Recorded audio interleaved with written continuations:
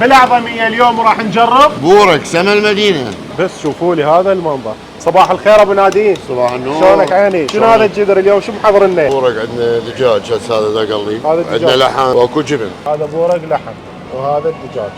هذا الجبن عيني. طبعا الجبن يموع. اعطوكم بورك لحم عراقي وياه جبن شدر بيقة. هذا طبعا هاي خطة خاصة احنا بدنا نتريق بيها اليوم.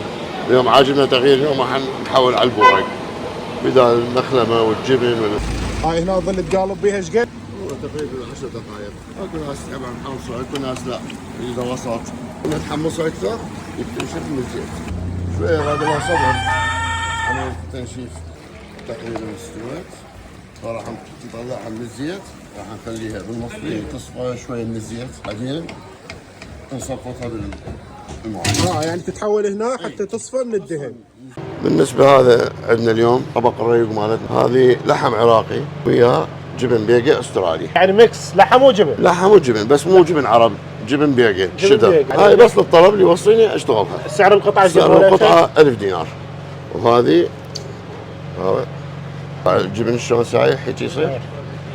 انت ليش؟ كلش طيبة وهشة. هاي ام الالف. اليوم راح تضرب الرجيم. والله توازيتني، قلت لك يا معود دايت دايت دايت. احكي لي الطعم شلون؟ خرافي.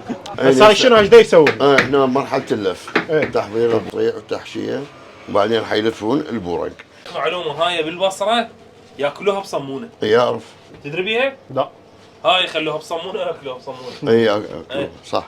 اسعارنا الماعون او الصحن او الطبق في 8 قطع، القطعه بربع دينار، يعني سعر الماعون 2000 دينار. اضافه الى عندنا حشوات خاصه، يعني لحم عراقي قطعه ب 750 وعندي ب1000، كذلك اكو حشوات يطلبون انه كميه الدجاج اكثر، كميه الجبن اكثر، القطعه تصير ب 500. ابو نادين عنوانكم وين؟ عنواننا بغداد الأعظمية، السوق الكبير المقابل جامع أبو حنيفة قريب جسر الأئمة.